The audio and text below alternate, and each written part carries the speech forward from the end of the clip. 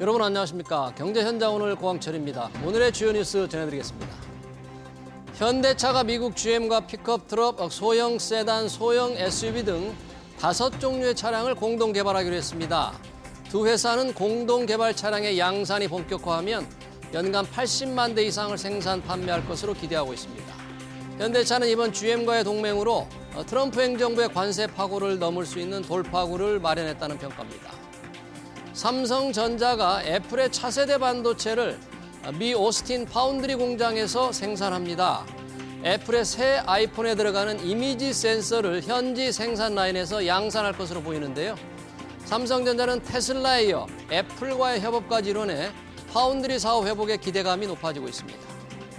트럼프 미 대통령이 부과한 상호 관세가 오늘부터 발효됐습니다. 트럼프 대통령은 상호 관세와 별도로 반도체에 대한 관세를 100% 부과하겠다고 예고했습니다. 대통령실은 반도체 관세에서 우리는 최혜국 대우를 받을 것이라고 밝혔습니다. 미국 전기차 업체 테슬라가 업그레이드된 완전 자율주행 모델을 훈련 중이며 이르면 다음 달 출시할 것이라고 일론 머스크 CEO가 밝혔습니다. 전기차 판매 부진으로 고전하는 테슬라의 희망이 될지 주목되는데요. 국내 2차 전지 회사들도 최근 실적이 회복되는 분위기인데 전기차 판매 둔화를 극복할 수 있을지 이어지는 집중 진단에서 살펴보겠습니다. 경제 현장 오늘은 SBS BJ 앱과 유튜브에서도 실시간 시청 가능합니다. SBS BJ 앱을 다운받아 시청하면 더 많은 정보와 뉴스를 볼 수 있습니다.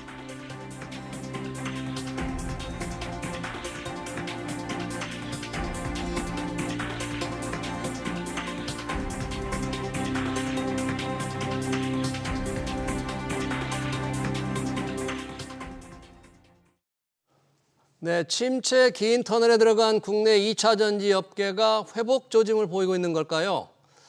배터리 셀을 만드는 기업들과 셀 소재인 양극재를 생산하는 일부 기업의 실적이 호전되면서 주가도 꿈틀거리고 있죠. 2차 산업의 향방 깊이 있게 들여다보겠습니다. 김필수 대림대 미래자동차학부 교수 나오셨고요. 한병화 유진투자증권 함께합니다. 어서 오십시오, 교수님. 네, 안녕하세요. 반갑습니다. 네. 자, 이 테슬라 주가 서학개미들의 최애주였는데 올 들어 상당히 부진합니다. 여러 가지로. 네. 그래서 미국 빅테크 M7 중에서도 뭐 지진하다, 못난이다 이런 얘기까지 듣고 있는데 네. 테슬라가 왜 이렇게 좀 어려움을 겪고 있습니까? 사실 전기차 혁신의 아이콘이 바로 테슬라였거든요. 기대감이 상당히 컸습니다. 또 주도를 했었고요. 물론 이제 전기차 자체가 이 중국이 쫓아오는 속도가 많이 좋아졌기 때문에 기술이라든지 가격, 가성비가 워낙 좋은 모델이 많이 나오는 것도 이유라고 볼 수가 있어요. 가장 큰 이유는 테슬라의 미래 불확실성이 많이 커졌다는 겁니다. 왜냐하면 이 테슬라의 가장 큰 장점이 FSD, 풀셀프 드라이빙이라고 해서 자율주행 기술이었죠. 이 부분들이 세계적으로 가장 많이 알려졌었고 그걸로 인해서 판매율도 굉장히 높았었거든요. 그래서 일종의 로보택시죠.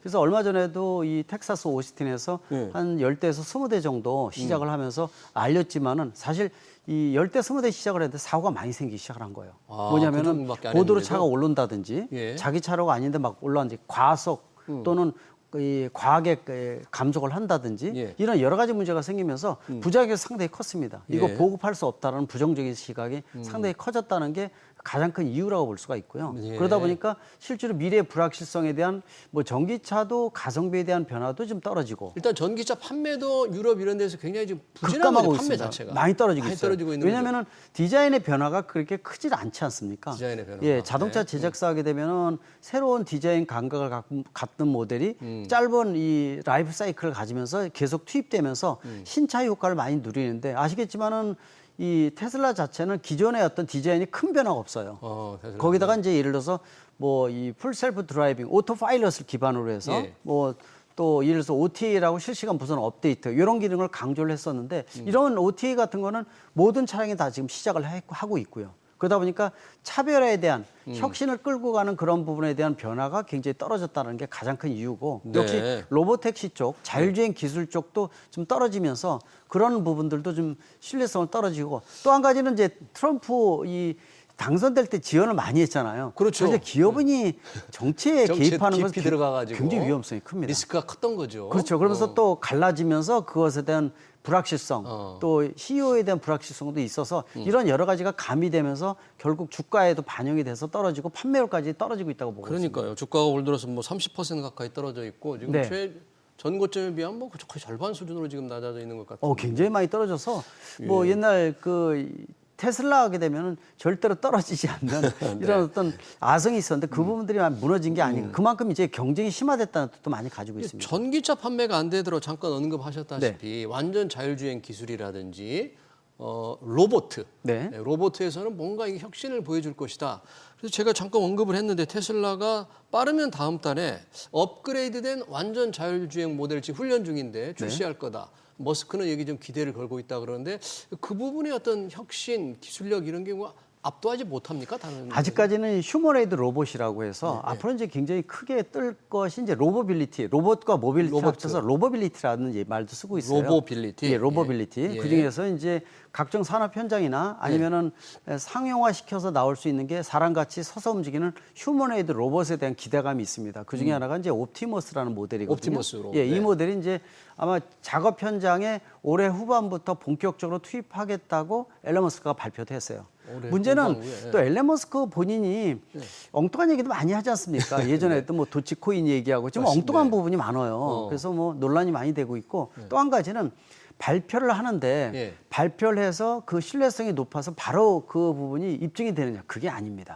발표를 해놓고 이 부분이 1년, 2년, 3년 계속 늦어져요. 계속 느려지거나 미뤄지거나. 옛날 모델 3도 그랬습니다. 한 4년, 5년 늦어졌어요. 예. 그래서 실제로 모델 3가 나오게 된 게 발표한 다음부터 한 3년인가 4년 후였습니다. 그래서 그래서 옵티머스도 그러면 현장에 상용화되는 건 또 시간이 많이 걸려요. 많이 걸리겠네요. 왜 말하는 시장에 것도 훨씬 투입이 돼서 실험하는 거는 몇 대 집에 들어가서 현장은 보여줄 수 있겠죠. 모습은. 그러나 이게 실제로 상용화 모델이 돼서 판매할 때까지는 몇 년 시간이 걸리기 때문에 그런 측면에서 특히 옵티머스라는 휴머노이드 로봇 같은 것이 예. 이게 수십 가지 갖고 있는 것이 중국이에요. 중국이 엄청나거든요. 또 중국이군요. 예, 중국이 특히 네. 가성비, 가격 측면에서 우리가 현대차만 하더라도 현장에 투입하는 스팟이라는 로봇 개 있지 않습니까? 네네. 예, 그게 이제 보스턴 다이나믹스 다이나믹스. 인수해서 상용화 모델로 처음으로 나온 건데 이게 우리 돈 한 8천만 원이거든요. 근데 똑같은 기능을 갖던 모델이 중국에서는 800만 원 미만입니다. 야, 그렇군요. 그러니까 10배, 10분의 1 가격인데 마찬가지로 휴머노이드 로봇도 중국이 워낙 빠르게 올라오기 때문에 그런 측면에서 보게 되면은 이 정도 가지고서는 테슬라가 주도권을 쥐기에는 좀 약하다라는 측면이 많이 강조됐다고 볼 수도 있습니다. 네, 이 자율주행 지난번에 오토파일럿 관련해서 왜 사망 사고가 있었잖아요. 그렇습니다. 그래서 그 2019년이네요. 플로리다에서 그 테슬라 측의 배상 책임이 인정돼서 굉장히 배상이 많이 나왔어요. 2억 달러가 넘더라고요. 맞습니다. 이 정도면 정말 테슬라. 그럽니다. 그 부분도 신뢰성을 많이 떨어뜨린 이유 중에 한 가지입니다. 아까 이제 이 오토 파일럿을 기반으로 풀 셀프 드라이빙이라고 예. 800만 원 소프트웨어 업데이트 비용을 주면서 소비자가 구매를 했었거든요. 근데 이게 이 레벨 3예요. 레벨 우리가 3? 자율주행하면 레벨 0부터 5까지 6단계인데 예.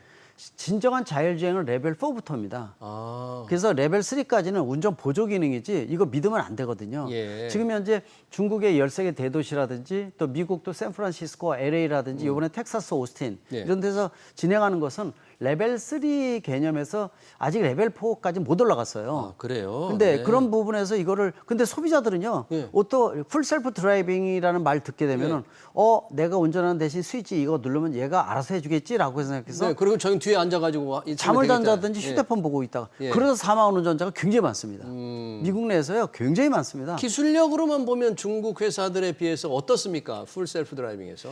아직까지는요 이 레벨 3 개념을 해서 네. 어떻게 보면 빅데이터나 이런 것들은 중국이 더 많을 수도 있어요. 그래서 빅데이터가? 미국이 중국을 자율주행차 측면에서 기술 측면에서 압도하느냐 아닙니다. 팔린 차량으로는 테슬라가 또 많긴 한데 많긴 한데요. 쌓은 데이터가 테슬라가 많을 텐데 그래도 그 정도 가지고는 중국도요 13개 대도시에서 쌓아 올린 부분들이 워낙 많기 때문에 그래서 지금 중국과 미국 얘기를 하고 있는데 특히 알고리즘 측면에 있어서는 예. 굉장히 뛰어난 부분이 많아서 테슬라가 풀 셀프 드라이빙 가지고 굉장히 많이 판매도 하고 이 부분들 주도한다라고 얘기를 하지만은 예. 훨씬 더 이 미국만 하더라도 뭐 웨이머라든지 워낙 앞서가는 기업들이 많이 있기 때문에 웨이모, 구글. 그래서 이거 가지고서는 한계점이 있다라는 것이 많이 부각이 되고 또 보상 측면에서 또 아까 말씀드린 텍사스 오스틴에서도 문제점 이런 것들이 부각이 되면서 차별에 대한 부분들이 좀 없어지지 않았냐라는 측면. 그래서 그러네요. 테슬라의 어떤 혁신의 아이콘 또 주도하는 기술에 대한 것, 예. 신뢰성 이런 것들이 버무려지면서 반영됐다고 보시면 좋을 것 같습니다. 그 혁신의 아이콘이 테슬라고 거의 주인공인 일론 머스크 CEO인데 아까 트럼프 대통령과의 어떤 정치적인 동반자였다가 네. 지금은 거의 뭐 원수같이 이렇게 돼버렸잖아요. 맞습니다. 네. 정치적 리스크를 안고 있어서 테슬라에 대한 투자자들이 좀 불안과 우려가 있었는데 원래 목적도 이 정책적인 부분에 배려를 받던 목적이었어요. 무슨 얘기냐면은 이 보조금은 없어지는 것은 괜찮습니다. 왜? 전기차 보조금 예. 없어지게 되는 거죠? 그렇죠. 지금? 다 예. 그거 없어요. 올해 9월까지 9월부터? 9월부터 이제 9월까지만 1,000만 원 정도 보조금 받고요. 모두 다 없어지는데 예. 문제는 앨런 머스크가 자신한 건 뭐였습니까? 영업이익률이 워낙 높아서 이 보조금을 안 받아도 딴 기업은 망해도 우리는 안 망한다라는 베이스가 있었어요. 근데 이제 이 도와준 이유 자체는 정책적으로 각 대도시에서 예. 풀 셀프 드라이빙을 허가를 받기 위해서 로보택시를 활성화시키기 위한 목적을 갖고 있었는데 그게 잘 안 된 겁니다. 네. 또 틀어지면서 그나마 시작된 텍사스 오스틴에서의 여러 가지 문제점, 사고가 생기면서 이걸 확대하는 것도 어려워가지고 예. 다른 대도시에 대한 거 LA나 이런 데는 허가를 못 받았거든요. 네. 그러니까 다른 아까 말씀드린 웨이머니 이런 데에 비해서 도리어 떨어지는 예, 그래서 그런 부분들도 또 차질이 생기다 보니까 그게 모두 이제 사실은 사업 모델 측면에서 반영이 되지 않습니까?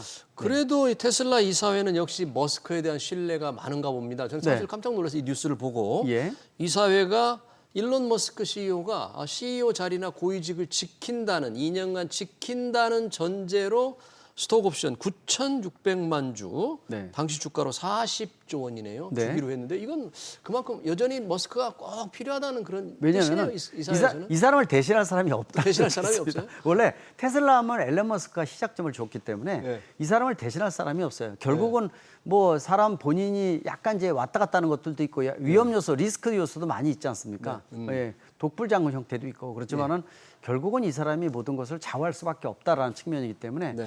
그래서 지금 현재로서는 그냥 간다라는 측면. 좀 더 이제 정리를 좀 해주겠죠. 예. 하면서 이제 가겠지만은 결국은 2인자, 3인자는 없다라는 측면을 좀 보시면 더 좋을 것 같습니다. 네, 그래도 머스크가 필요하다. 예, 계속 머스크다. 있어요. 앨런 머스크는 테슬라다라고 어떻게 보면은 이 테슬라의 탄생 자체가 앨런 머스크다라고 보시면 좋을 것 같습니다. 네, 그러네요. 네, 자 지금 테슬라 얘기, 테슬라 주가 얘기, 로봇 택시, 완전 자율주행 차를 얘기했는데 우리 한병화 유진차증원 이사님 어서 오십시오. 네, 이 테슬라가 서학개미들의 이제 원픽이었는데 지금 많이 외면당하고 있다. 주가도 좀 많이 떨어져 있다. 우리 MC7 중에서는 조금 지진하다. 전반적인 펀드 비중에서도 많이 떨어져 있다 그러는데 이 정도 시점이라면 테슬라를 조금 많이 떨어졌다. 그래서 한번 사볼만 하지 않을까 이렇게 생각하는 분도 좀 있을 텐데 혹시 그 부분에서 이사님 어떻게 보십니까?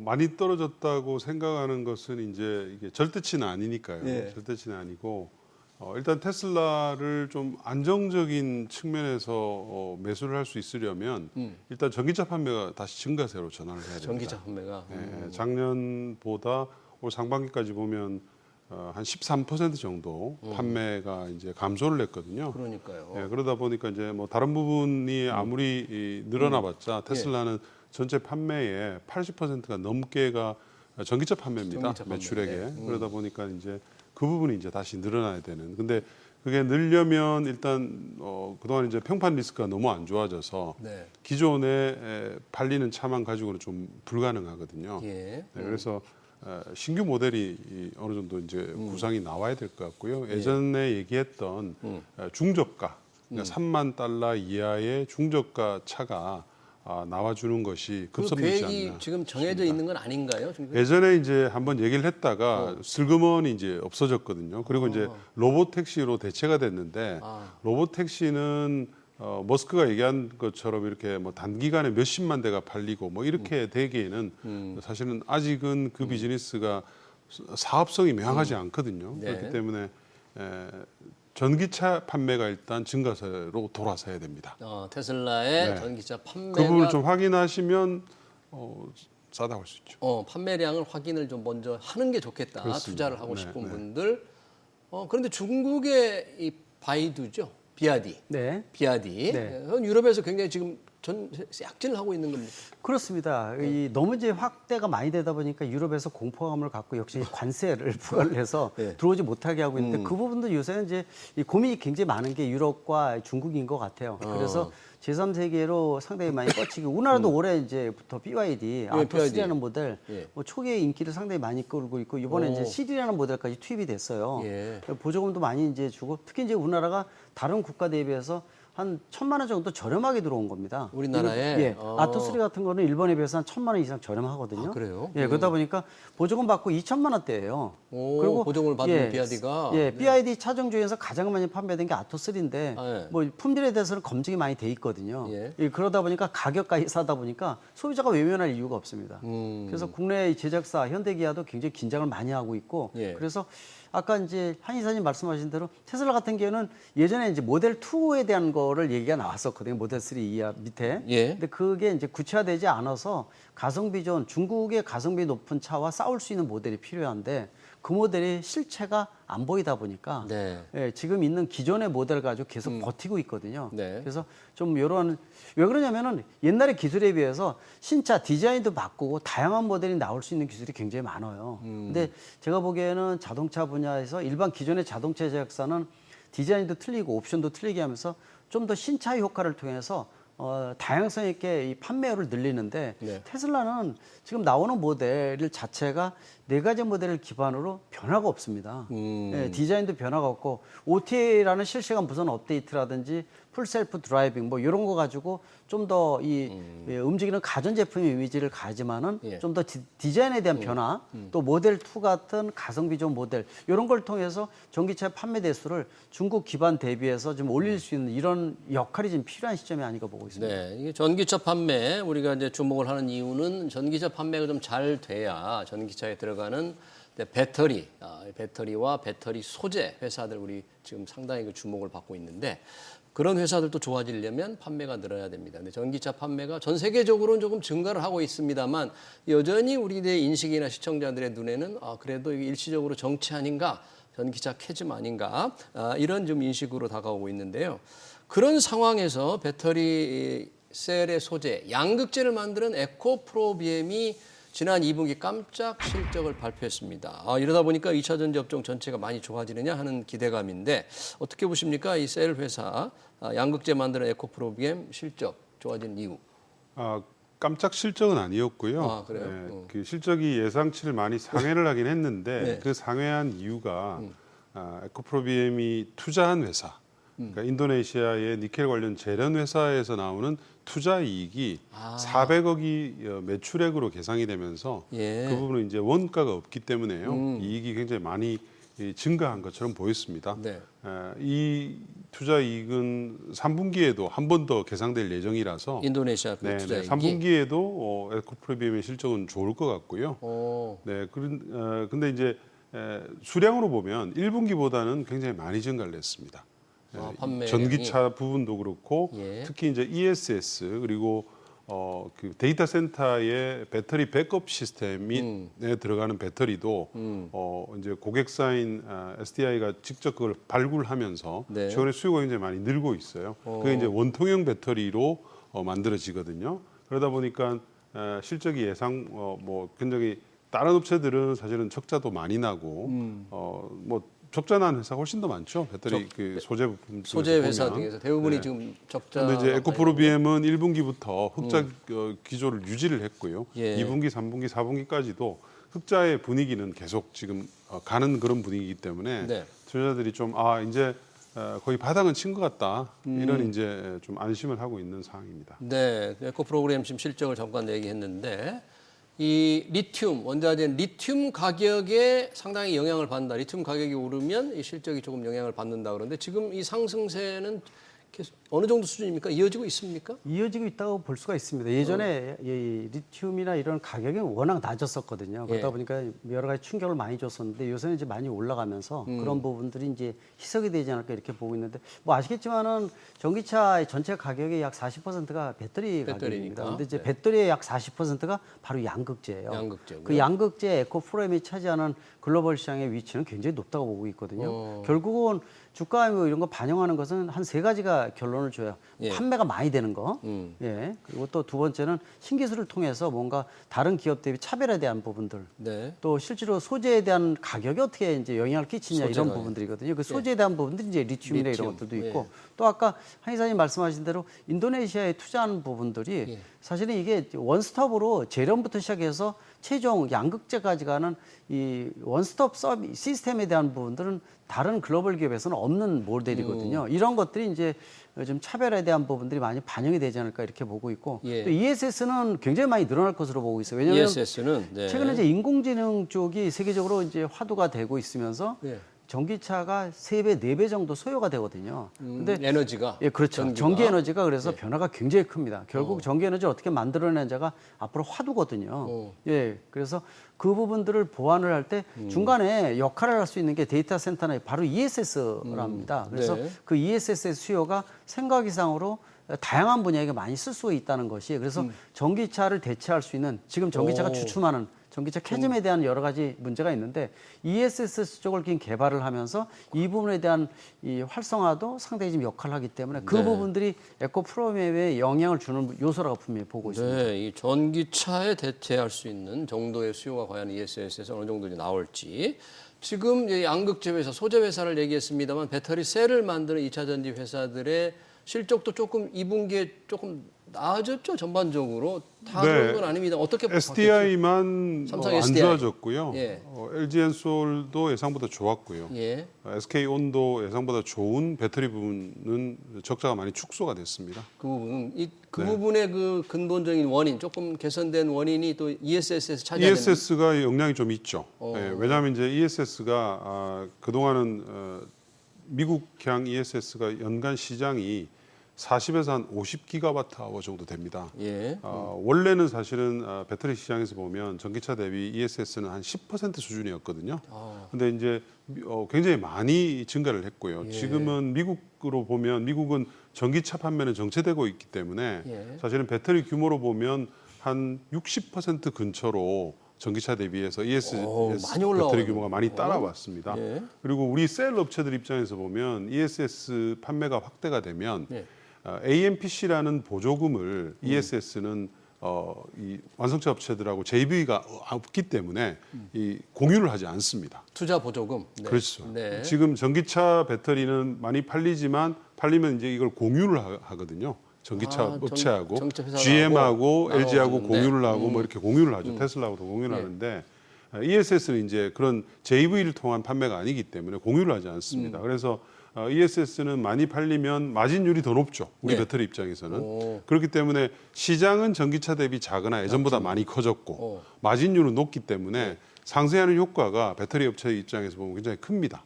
그래서 이제 전부 LG도 그렇고 모든 배터리 셀 3사들이 미국 시장의 ESS를 지금 적극적으로 개발을 하는 단계이고요. 네. 특히 이제 내년부터는 네. 이번에 바뀐 OBBB 안에 예. 배터리에 대한 규정들이 비중국산을 갖다가 확대하는 쪽으로 내년부터 많이 이제 중국에 대한 움직입니다. 규제 때문에 미국이. 그렇습니다. 내년부터 최소 60% 이상의 비중국산이 돼야지 보증을 받을 수가 있고요. 이 비중은 매년 5%씩 올라가게 돼 있거든요. 네. 그러다 보니까 기존에는 미국의 ESS 시장이 전부 중국 배터리 셀이었습니다. 뭐 테슬라도 그랬고 모든 업체들이 그랬는데 이제 그게 이제 바뀌면서 예. 우리 한국 기업들의 셀 소재 부품을 사용하는 지금 그 변화가 굉장히 크게 일어나고 있는 상황입니다. 네. 특히 이제 추가 예. 말씀을 드린다면은 지금 변화 중에 하나가 이제 CATL 같은 중국의 이 배터리 배터리에서, 업계가 예. LFP와 NCM이라는 양날개를 다 갖고 있었어요. 예. 그러니까 두 가지 모델을 다 썼는데 국내에서는 사실 이제 NCM 배터리였거든요. 저 3원계 배터리만 3원계 생산하고 배터리였는데. LFP 생산을 못했었습니다. LFP가 이제 NCM 배터리에 비해서는 기술적인 난이도는 떨어져요. 예. 근데 양산화 시키기까지는 시간이 좀 걸리거든요. 그래서 이번에 이제 말씀하신 대로 미국 내에서 LFP라든지 이런 이 ESS에 들어가는 부분들을 이제 자동차용은 아닌데 네. 국내에서 이제 생산을 한다는 거죠. 네. 그런 부분이 대체 효과가 굉장히 커진다라는 기대감도 있고요. 또 한 가지는 OBBA라고 사실 IIA를 지금 대처를 했는데 예. 뭐 저는 사실 OBBA라는 뭐 하나의 아름다운 이런 약자 쓰는 게 마음에 안 드는데 어떻게 법의 이름을 이렇게 만드는지라는 걸 잘 뭐 모르겠습니다. 트럼프 대통령이니까 맞습니다. 그렇게 법 이름을 만드는 충분히 거죠. 가능한 네. 이 이름이라고 보는데 여기서 가장 큰 거는 올해 9월까지 한 3년 줄여서 전기차에 들어가는 1,000만 원 정도의 보조금을 그건 없애는 거죠. 완전히 없앴거든요. 대신 이 배터리에 대한 것들은 안 줄었어요. 아까 배터리 AMPC라든지 숫자에 대한 이런 거. 것들이 줄질 않았습니다. 그래서 그 부분에 기대감도 커져 있는 바람에 중국산만 아니고 미국 내에서만 어떻게 하면은 충분히 이 비용을 받을 수 있다는 기대감, 또 ESS가 시장이 커지면서 상대행의 이런 부분을 보완해 주겠다는 거. 그래서 기대감이 상당히 높아지고 있는 상황이라고 보고 있습니다. 그러네요. 그런 기대감이 지금 이미 반영돼서 이제 배터리 회사들, 셀 회사들의 주가가 어느 정도 오른 건지 그 오름세에 더 탄력을 받을지 참 궁금하네요. 그런 지금 기대감이 이미 반영돼서 상당히 올라와 있는 건지 아니면은 상승 탄력이 좀 더 갈 수 있을지. 일단 바닥을 쳐서 구조적으로 올라가는 그 지금 초입 국면이라고 봅니다. 구조적으로 올라온 초입 국면이다. 그렇습니다. 왜냐하면 이제 사실은 그 주가 하락이 좀 멈추는 게 조금 지금보다 좀 더 전에 멈췄어야 되는데 너무 버블이 심했었죠. 아, 작년 재작년. 네, 버블이 심하다 보니까 그게 이제 거기에 묶여 있던 수급들이 굉장히 계속 조금만 올라가도 짓누르고 하면서 오래 걸렸거든요. 예. 근데 이제는 이제 좀 턴을 하는 국면이고요. 일단 내년도에는 아주 드라마틱한 물량의 증가는 있지는 않습니다. 내년에는 있지는 네. 않습니다. 그러나 이제 이익이 좀 개선되는 국면이고요.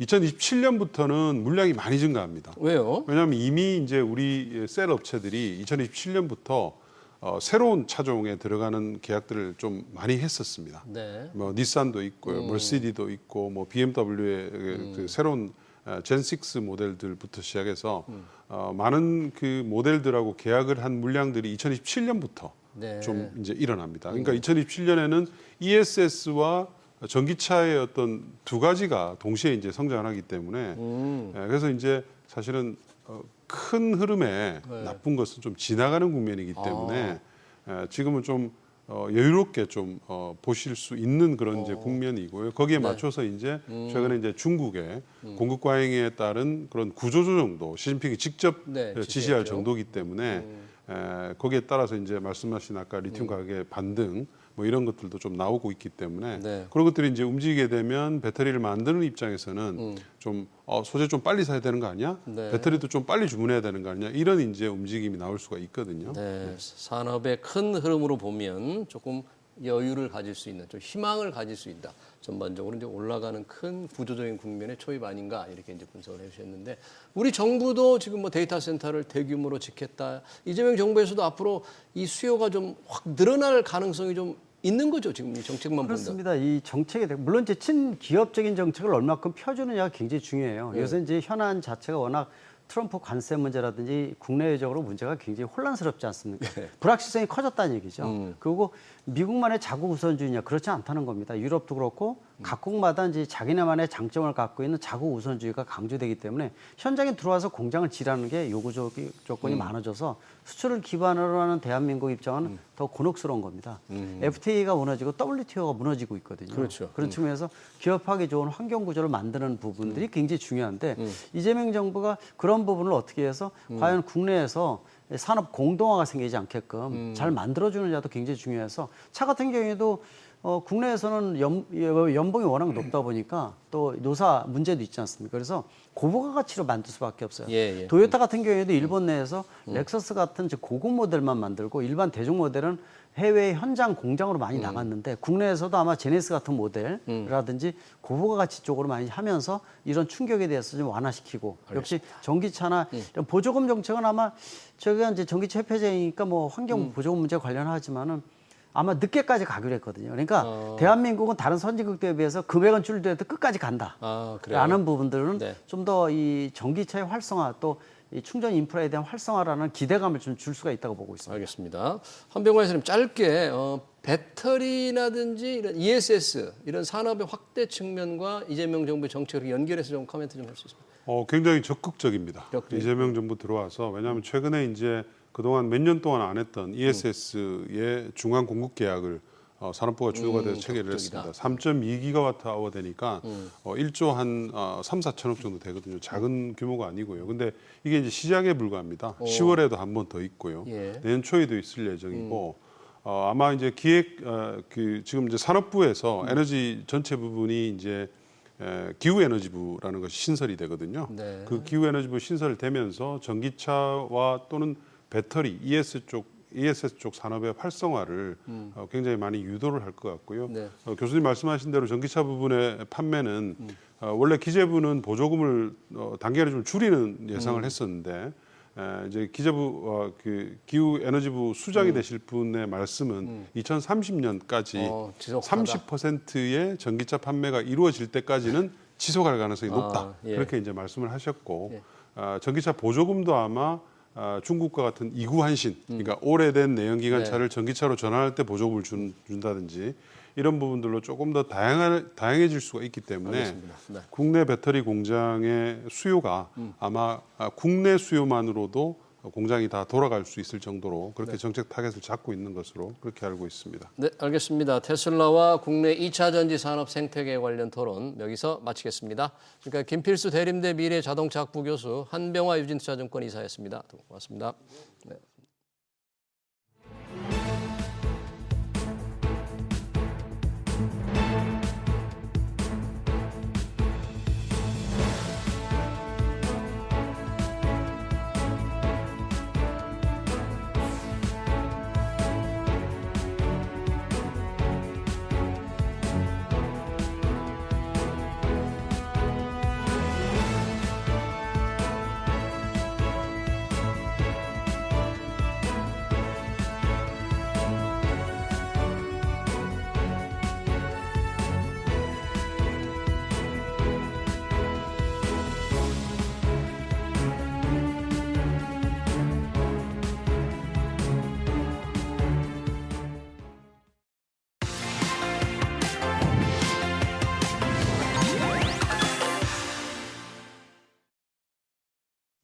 네, 민주당의 실세로 국회 법사위원장을 지낸 이춘석 의원의 주식 차명거래 의혹이 충격을 주고 있습니다.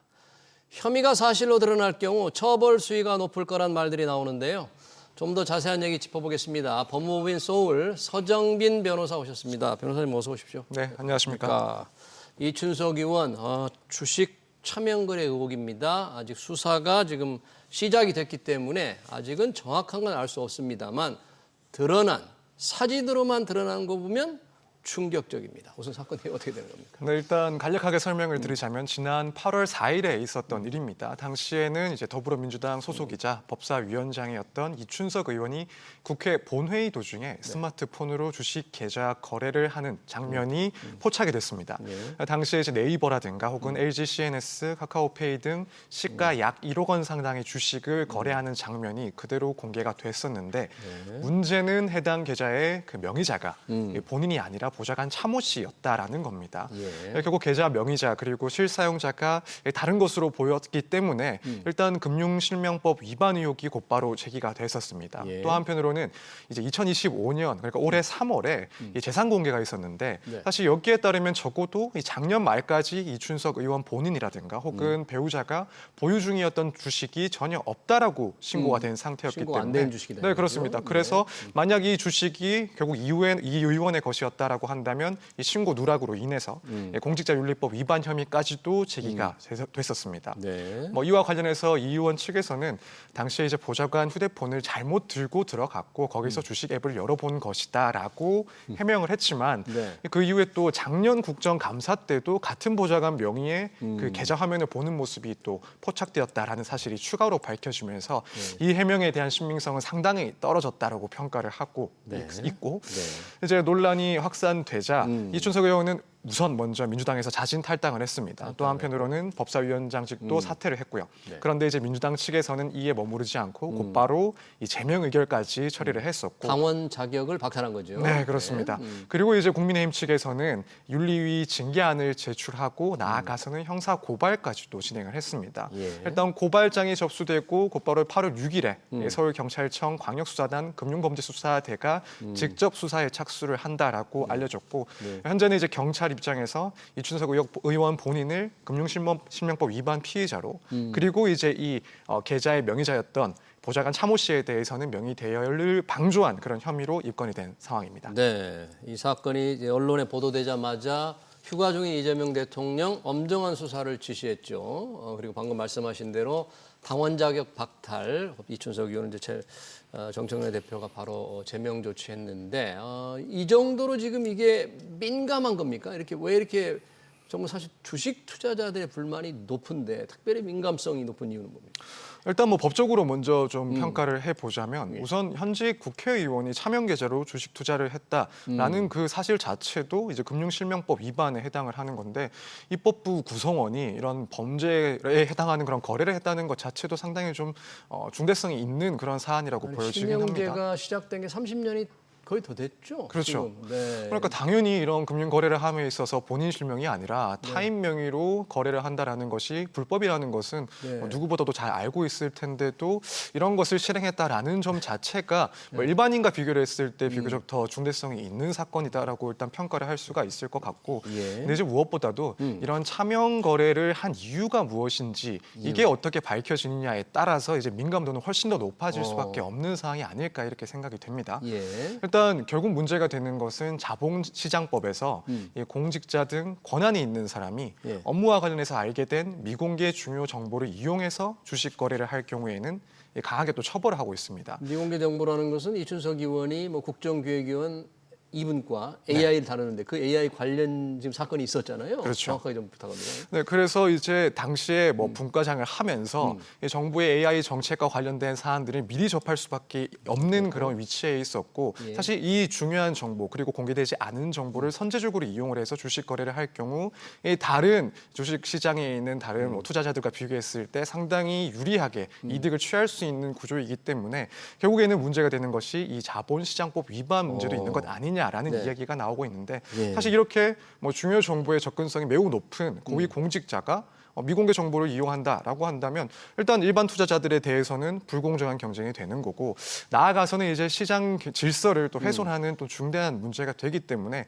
사실 이 부분까지도 확인이 된다라고 한다면 더욱더 민감한 사안이다 이렇게 볼 수밖에 없습니다. 네. 이제 여기까지는 뭐 법적인 평가라고 할 수 있는 부분이고 근데 방금 그 자본시장법에서 이렇게 굉장히 민감한 정보를 고위공직자가 민감한 정보를 이용해서 주식을 거래했는데 화면에 나타난 걸로 보면 네이버 주식을 분할해서 파는 것으로 화면에 나왔잖아요.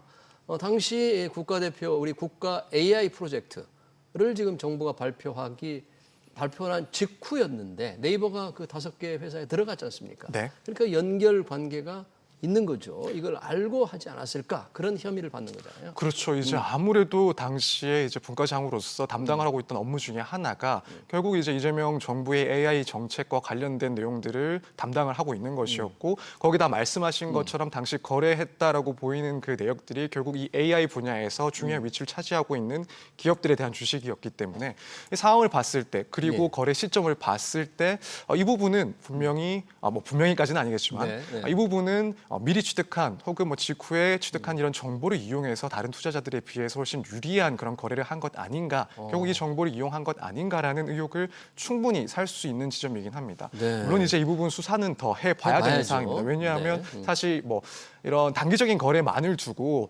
이것을 뭐 중요한 정보를 이용했다라고 평가하기엔 조금 이른 감이 있고 실제 이제 거래 기간이 얼마나 긴지 또 그 기간 중에 얼마나 많은 관련 주식들의 그런 거래가 있었는지 네. 또 이 각 거래 시점마다 정책적으로 중요한 그런 분기점이 됐는지 이런 부분들이 비교해 가면서 결국에는 자본시장법 위반 혐의가 있는지를 좀 판단해 봐야 되는 문제이긴 합니다. 네, 실명법 위반 문제, 또 자본시장법 위반 문제, 또 관련된 법이 공직자윤리법입니까?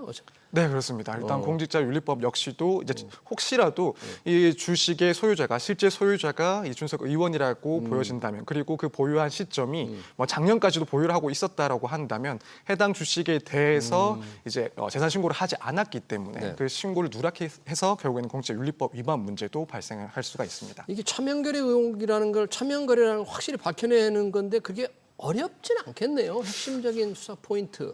뭐 두 사람 불러다가 수사를 하면 될 것 같은데. 네, 일단 말씀하신 것처럼 뭐 각자 조사를 할 수도 있고 또 필요한 경우에는 대질 조사를 통해서 뭐 실제 거래의 실제 주인은 누구인지는 확인해 볼 수 있을 것 같습니다. 사실 뭐 일단 지금 휴대전화가 누구 것인지부터 조사를 해보긴 할 건데 이 부분은 사실 쉽게 판명이 날 것 같습니다. 휴대전화. 네, 그래서 뭐 개통 기록, 사용 내역을 확인하면은 이 당시에 사용했던 휴대전화가 누구 것인지는 금방 판명이 날 거고 결국에는 이 거래가 차명 거래인지 여부를 판단하는 데 있어서는 당시의 로그 기록이라든가 혹은 거래 시각 같은 것들을 확인해 볼 수가 있고 혹은 뭐 필요하면은 휴대전화의 위치 정보 데이터들도 확보를 해서 실제 이 거래 시점에 누가 소지를 하고 있었는지 이 부분을 확인할 수는 있을 것 같습니다. 뭐 이것뿐만 아니라 조사를 더 해봐야 되는 내용은 한편으로는 이 주식 매매 대금이 있는데 그 대금의 출처가 어디서부터인지 대금의 출처가. 그렇죠. 네. 그래서 이 이익이 또 났을 때 그 귀속은 누구에게 갔는지 이 부분 역시도 결국 이 거래의 실제 주체가 누구인지를 밝혀내는데 뭐 상당히 중요한 포인트가 될 것 같습니다. 그래서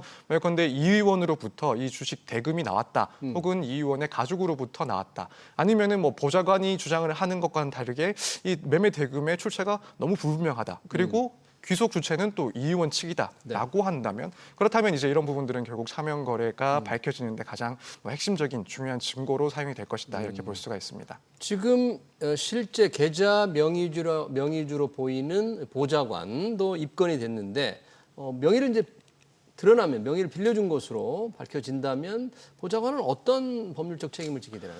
일단 보좌관 역시도 사실 이런 탈법적인 목적으로 타인의 명의로 금융 거래를 한다라는 것을 알면서 대여를 해줬다라고 한다면 최소한 방조범이나 혹은 나아가서는 공범으로 동일하게 처벌될 수가 있습니다. 그렇기 때문에 이 경우까지도 사실이 확인된다라고 하면 보좌관 역시 금융실명법 위반으로 처벌이 될 수가 있습니다. 네, 아까 좀 잠깐 언급을 해주셨는데 가지고 있는 거래한 주식 LG CNS, 카카오페이, 네이버, 우리 국가대표 AI 프로젝트에 1차로 당선된 1차로 걸러진 5개 회사 중에 몇 곳입니다. 그러다 보니까 참 이 정보를 알고 팔았을까? 이 부분이 금융실명제보다 훨씬 더 좀 문제가 더 되지 않을까 이러기도 한데 법적으로도 그렇습니까? 네, 그렇습니다. 일단 처벌 수위 자체가 상당히 차이가 있습니다. 네. 일단 만약에 뭐 차명 거래까지만 밝혀진다라고 한다면 금융실명법상 5년 이하의 징역 또는 5천만 원 이하의 벌금에 해당을 하게 됩니다. 차명 거래만으로는. 네, 그렇습니다. 그런데 나아가서 미공개 중요 정보를 이용한 거래다. 그래서 자본시장법을 위반했다라고 한다면 이제 징역 1년 이상의 유기징역. 그러니까 일단 유기징역에 처할 경우는 상한이 없는 거죠. 그러네요. 그렇게 중하게 처벌받을 수 있고 벌금형을 선고받는다 하더라도 이 이익금의 3배 이상 5배 이하의 그 범위 내에서 벌금형을 처할 수가 있습니다. 그래서 결국에는 어느 정도까지 밝혀지느냐에 따라서 좀 차이가 있긴 할 텐데 만약 미공개 중요 정보를 이용한 것이다라고 한다면 상당한 중형에 처할 수가 있고 사실 이제 일반인과 비교를 했을 때 법원에서 이제 재판을 받게 된다라고 하면 양형과 관련해서 좀 기준이 조금 다르지 않을까. 고위공직자이기 때문에. 네, 그렇습니다. 일반인과 그래서 다르죠. 이제 아무래도 국회의원 같은 경우에는 국회법에 의했을 때 금고 이상의 형에 처하게 되면은 이제 당연 자격 상실 사유가 됩니다. 퇴직 사유가 됩니다. 네. 아, 그래요? 그렇다면은 이제 법원에서 판단하는 한 가지 기준이 될 수 있다라고 보여지는데 뭐 이 사안에 대해서 상당히 심각하게 본다. 그리고 국회의원으로서 뭐 상당히 그 신뢰를 잃어버리는 그 정도의 중대한 범죄다라고 한다면 뭐 판단하기에 따라 이 의원직을 상실할 수도 있는 그런 형을 선고할 가능성도 없지 않다. 그래서 일반인의 경우보다는 훨씬 더 중하게 처벌받을 가능성도 분명히 존재한다. 개인적으로는 이렇게 전망하고 있습니다. 네, 이제 수사가 시작됐기 때문에 사실 진실이 드러나는 것은 그렇게 오래 걸리지 않을 것 같긴 한데 야당에서는 국민의힘에서는 이제 그런 주장을 하는 거죠. 경찰의 수사가 시작됐다. 그리고 이춘석 의원은 이재명 대통령의 측근이다. 비서실장도 했다. 그리고 민주당, 여당의 실세였다. 과연 수사가 제대로 될 수 있겠느냐. 좀 더 뭐 특검 형태로 하자. 이런 주장도 하고 있는데 그런 부분은 혹시 어떻게 보세요? 일단 지금 이 사안 자체는 무척이나 좀 중대한 사안이 될 수 있는 지점이기 때문에 특히나 이제 고위공직자의 뭐 투명성이라든가 신뢰의 근간까지도 흔들 수 있는 그런 사안이다 보니까 우선 이런 수사의 필요성 그리고 강한 처벌의 필요성에 대해서 나오는 이야기에 대해서는 어느 정도 동의를 할 수 있다라고 보여집니다. 특히 이제 국회의원이면서도 동시에 AI 정책 핵심 담당자가 뭐 차명 계좌를 이용해서 그것도 이해관계 1,200원 개 종목을 거래하다가 적발된 사례이다 네. 보니까 아무래도 뭐 이건 주식시장에 대한 신뢰뿐만 아니라 나아가서는 뭐 입법부 또 행정부에 대한 신뢰까지도 훼손될 수 있는 매우 이제 심각한 사안으로 번질 수 있다라는 점을 보면 일단 이러한 주장 자체는 어느 정도는 일리가 있다라고 생각이 되는데 예. 다만 이제 특검 실시와 관련해서는 조금 지나친 시기상조가 아닌가. 사실 뭐 수사가 지금 막 개시가 되는 그렇죠. 상황이고 또 지금 정부 그리고 여당 측에서도 본 사안에 대해서는 상당하게 엄중하게 이제 파악을 하고 있는 상황으로 보여집니다. 그렇다면은 일단 지금 시점에서는 뭐 특검을 실시하는 것보다는 수사기관의 중간 판단을 한번 기다려보는 게 시기적으로 맞지 않나 이렇게 생각을 하고 있습니다. 그러네요. 또 하나 지금 시민단체도 그렇게 주장을 하고 야당도 주장을 하는데 이번 차명거래 이춘석 의원의 차명거래 의혹을 계기로 해서 이번에 국가대표 AI 프로젝트 선발 과정이 조금 의심스럽다면 국정기획위원회 소속 전원에 대해서 주식 차명거래를 한번 조사해보자.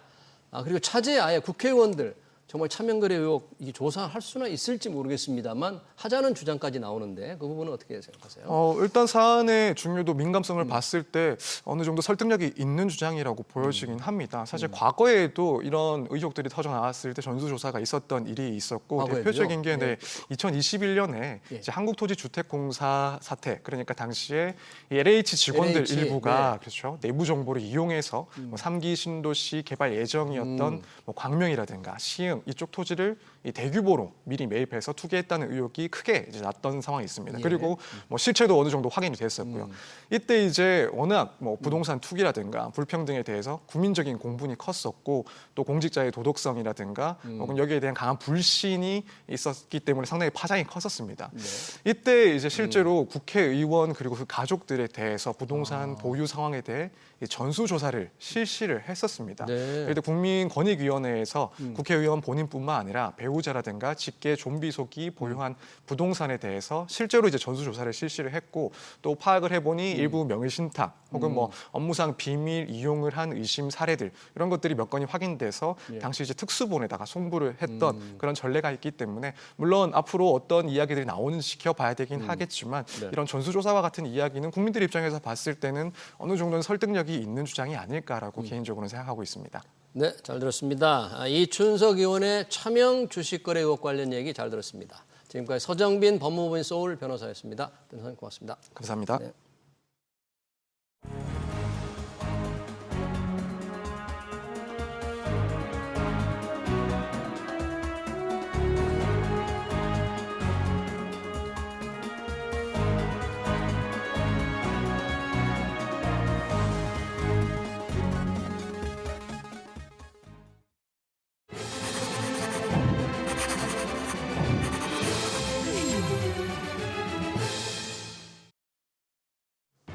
네, 민주당 소속으로 국회 법사위원장을 지낸 이춘석 의원의 주식 차명거래 의혹 파장이 커지고 있습니다.